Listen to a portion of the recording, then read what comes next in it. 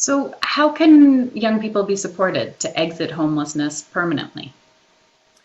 Well, that's an interesting question because it hasn't really been thought about a lot until fairly recently, at least in Canada. Most attention, both research and I think in service provision, has looked at trying to understand homelessness when young people are experiencing homelessness. I mean, what's it like when young people are on the streets? You know, how do they make money? Where do they sleep? Who do they associate with? How do they stay safe? These kinds of questions, which are important. But often, which is sort of left out of the equation, would be questions about, you know, how do young people, exit homelessness permanently? Like, what do you do to get a young person off the streets? And these are some general, I guess, possibilities that I think need to be certainly done in conjunction as opposed to just one or the other. I think school-based interventions are really important. Oftentimes, teachers have a pretty good idea that these kids are falling through the cracks and they might be experiencing homelessness. But there's not a lot of support for teachers to deal with young people who are experiencing what could be a state of homelessness. So I think school-based interventions must really need to be ramped up in this country. And I think school boards and governments need to get on board to help do this. Another, I think, is family reconnection.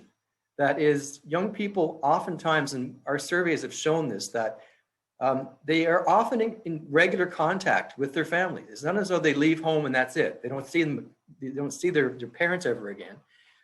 They're often in contact, not just with their maybe their parent or their parents, but with siblings, with maybe aunts and uncles, with grandparents.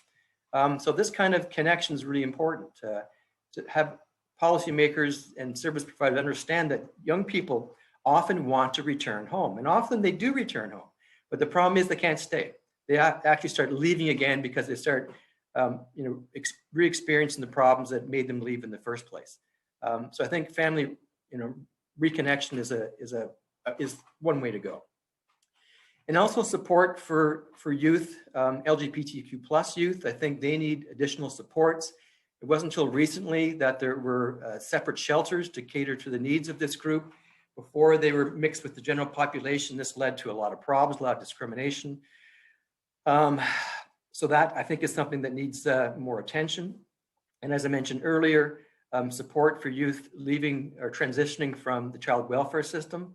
I think there needs to be more of a transition in place for young people that leave child protection, rather than just saying, well, the money's run out, that much I can do, you're on your own kind of thing.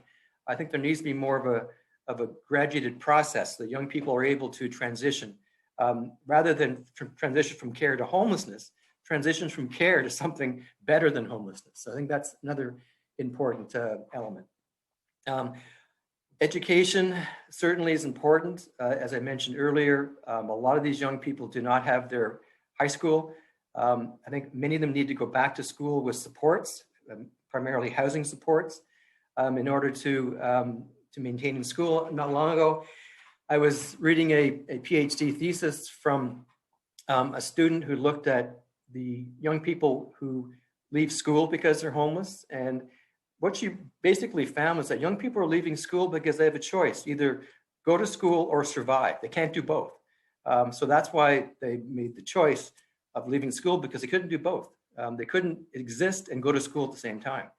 So that's another important thing, is having more school-based interventions, and also more opportunities for young people, not just sort of resume writing and beefing up your CV, that sort of thing, which is important, but it's also getting decent training, decent education that all young people are entitled to in the country, not just young people who are housed.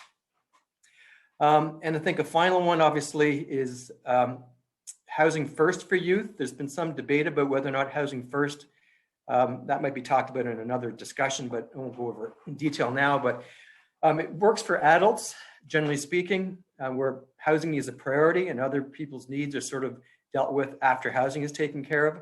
But I think the models of housing first might need to be sort of revamped to take into the needs of young people, because housing first models were typically designed for adults, often chronically homeless adults.